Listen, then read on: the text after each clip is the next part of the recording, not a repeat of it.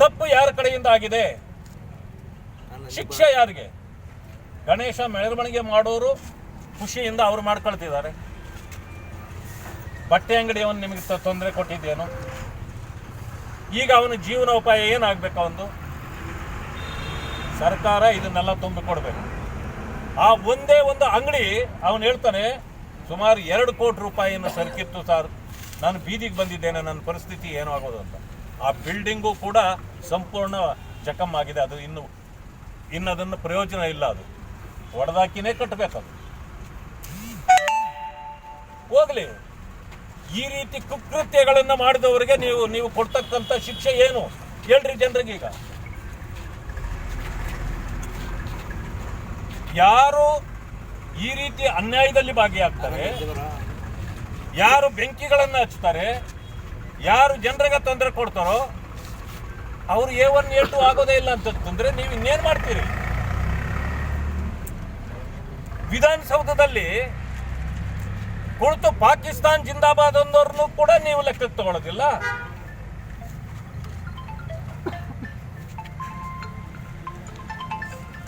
ಬಾಂಗ್ಲಾದೇಶದ ಪರಿಸ್ಥಿತಿ ಗವರ್ನರ್ಗೆ ಬರ್ತದೆ ಅಂತ ಅನ್ನೋದಾದ್ರೆ ಇಂಥವರ ಬಗ್ಗೆ ಕ್ರಮ ಜರುಗಿಸದೇ ಇದ್ರೆ ಈ ಸರ್ಕಾರನ ಏನನ್ಬೇಕು? ಇವತ್ತು ಕರ್ನಾಟಕದಲ್ಲಿ ನಡೀತಾ ಇರ್ತಕ್ಕಂಥ ಸರ್ಕಾರ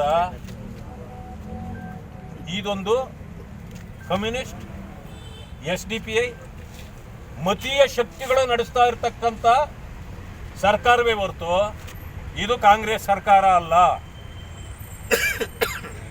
ಕಾಂಗ್ರೆಸ್ನ ಮುಖವಾಡ ಹಾಕೊಂಡು ಮತೀಯ ಶಕ್ತಿಗಳು ರಾಜ್ಯದಲ್ಲಿ ಇವತ್ತು ತಲೆ ಎತ್ತುತ್ತಾ ಇವೆ.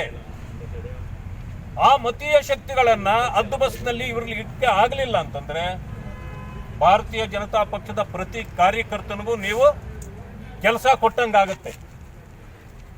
ನಾವು ಈ ರೀತಿ ಸುಮ್ಮನೆ ಕೂತ್ಕೊಳ್ಳೋಕೆ ಆಗೋದಿಲ್ಲ.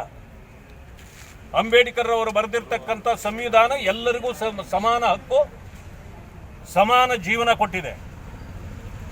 ನೀವೇನಾದ್ರೂ ಇದನ್ನು ವ್ಯತ್ಯಾಸ ಮಾಡಿದ್ದೆ ಆದ್ರೆ ಬಹಳ ಪರಿಸ್ಥಿತಿ ಸರಿ ಇರೋದಿಲ್ಲ. ಮಾನ್ಯ ಮುಖ್ಯಮಂತ್ರಿಗಳೇ, ಇದಕ್ಕೆ ಸರಿಯಾದ ನ್ಯಾಯ ಕೊಡಬೇಕು. ಈ FIR ಅನ್ನು ಕ್ಯಾನ್ಸಲ್ ಮಾಡಿ. ಮೊದಲು ಇದನ್ನ ಯಾರು ಬೆಂಕಿ ಹಚ್ಚಿದ್ರೋ ಅವರು FIR ನಂಬರ್ 1 ಅಲ್ಲಿಂದ ಪ್ರಾರಂಭ ಆಗ್ಬೇಕು. ನನ್ನನ್ನು ಒಡೆಯಕ್ಕೆ ಬಂದ್ರೆ, ನಾನು ಕೈ ಅಡ್ಡ ಇಟ್ಟರೆ ನಾನು FIR ಅಲ್ಲಿ ನಂಬರ್ 1 ಆಗ್ತೀನ? ನಾನು ಒಡೆದವನು ನಂಬರ್ 1 ಆಗೋದಿಲ್ಲ, ಒಡೆಸ್ಕೊಂಡು ನಂಬರ್ 1 ಆಗ್ತಾನ? ಇದು ನಿಮ್ಮ ಕಾನೂನ? ಇದಕ್ಕೆ ಮೊದಲು ತೆರೆ ಎಳೆಯತಕ್ಕಂಥ ಕೆಲಸವನ್ನ ಈ ಕಾಂಗ್ರೆಸ್ ಸರ್ಕಾರ ಮಾಡಬೇಕು. ನಾವು ಬಹಳ ಗಮನಿಸ್ತಾ ಇದ್ದೇವೆ. ಇವತ್ತು ದಲಿತರು ಒಂದು ಕಡೆಯಿಂದ ಟಾರ್ಗೆಟ್ ಆಗ್ತಾ ಇದ್ದಾರೆ, ಹಿಂದೂಗಳೆಲ್ಲ ಒಂದು ಕಡೆಯಿಂದ ಟಾರ್ಗೆಟ್ ಆಗ್ತಿದ್ದಾರೆ. ಆದರೆ ಮತೀಯ ಶಕ್ತಿಗಳು ನಮ್ಮ ಮೇಲೆ ಕದಾಪ್ರಹಾರಗಳನ್ನು ಪ್ರಾರಂಭ ಮಾಡಿವೆ. ಇದು ಹೇಗೆ ಸಹಿಸಿಕೊಳ್ಬೇಕು ನಾವು? ಹೋರಾಟಕ್ಕೆ ಇಳಿದ್ರೆ ರಾಜಕೀಯ ಮಾಡಲಿಕ್ಕೆ ಬಂದಿದ್ದಾರೆ ಅಂತಾರೆ. ಹೋರಾಟ ಮಾಡೋದನ್ನು ರಾಜಕೀಯನ ನಿಮಗೆ? ಹಾಗಿದ್ರೆ ನೀವು ಇಲ್ಲಿ ಮಾಡಿರೋ ತಪ್ಪು ಕೇಳೋರು ಯಾರು? ಇದು ಬಹಳ ಕೆಟ್ಟ ನಡೆಯ ಸರ್ಕಾರ ಇದೆ. ಸರ್ಕಾರದ ಈ ನಡೆಯನ್ನು ನಾವು ಎಲ್ಲರೂ ಸೇರಿ ಖಂಡಿಸ್ತೇವೆ.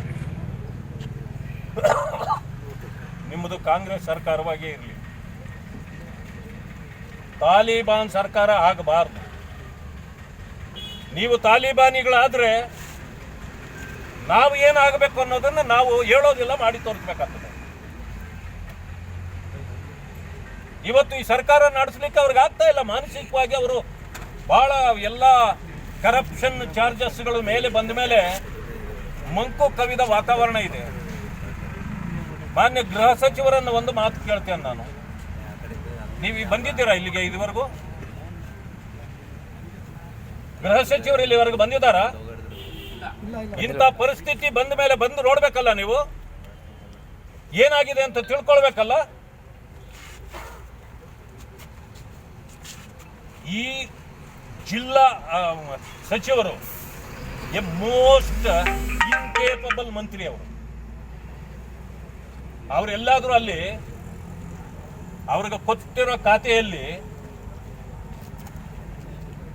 ಮೊಸರನ್ನ ಮಜ್ಜಿಗೆ ಮಾಡಿ ಬೆಣ್ಣೆ ತಕ್ಕೊಳ್ಳೋದು ಕೆಲಸ ಮಾಡ್ತಾವ್ರೆ ಅವರು, ನನಗೆ ಗೊತ್ತಿದೆ. ಈಗಾಗಲೇ ಕರಪ್ಷನ್ ಚಾರ್ಜಸ್ ಬೇಕಾದಷ್ಟು ಅವ್ರ ಮೇಲೆ ಬಂದಿದೆ. ಬರೀ ಇದೇ ಕಸುಬು ಮಾಡಿಕೊಂಡು ಅರೆ ಯಾವುದು ಏನೂ ಆಗಿಲ್ಲ ಅನ್ನೋ ರೀತಿಯಲ್ಲಿ ಹೇಳಿಕೆಗಳನ್ನ ಕೊಡ್ತಿದ್ದಾರೆ ಅವರು. ಇಂಥ ಪರಿಸ್ಥಿತಿ ಇದೆ ಇಲ್ಲಿ. ಗೃಹ ಸಚಿವರು ಇಲ್ಲಿ ಬಂದೇ ಇಲ್ಲ. ನಿನ್ನೆ ಪತ್ರಕರ್ತರು ಕೇಳಿದ್ರೆ ಆರಿಕೆ ಉತ್ತರ ಕೊಡ್ತಾರ. ಯಾವುದೋ ಒಂದು ಸಣ್ಣದಾಗಿ ಒಂದು ಗಲಾಟೆ ಅಂತ. ಇದು ಸಣ್ಣ ಗಲಾಟೆನಾ? ಮತ್ತೆ ನಿಮ್ದು ದೊಡ್ಡ ಗಲಾಟೆ ಆಗ್ಬೇಕಂದ್ರೆ ಎಷ್ಟು ಯಾವ ಮಟ್ಟಕ್ಕೆ ಆಗ್ಬೇಕಪ್ಪ? ಇದು ದೊಡ್ಡ ಗಲಾಟೆ ಆಗ್ಬೇಕಂತಂದ್ರೆ ಎಷ್ಟು ಮಟ್ಟಕ್ಕೆ ಆಗ್ಬೇಕು? ಜನರಿಗೆ ಅದಾದ್ರೂ ಹೇಳ್ರಿ, ಇಂಥ ಸಣ್ಣ ಪಟ್ಟು ಮಾಡಬೇಡ್ರಿ, ದೊಡ್ಡ ಮಾಡ್ರಿ ಅಂತ ಹೇಳ್ರಿ. ಹೋಗ್ಲಿ, ಯಾವುದೇ ಎಲ್ಲೇ ಏನೇ ನಡೆದ್ರು ಬಹಳ ಸಣ್ಣದದು.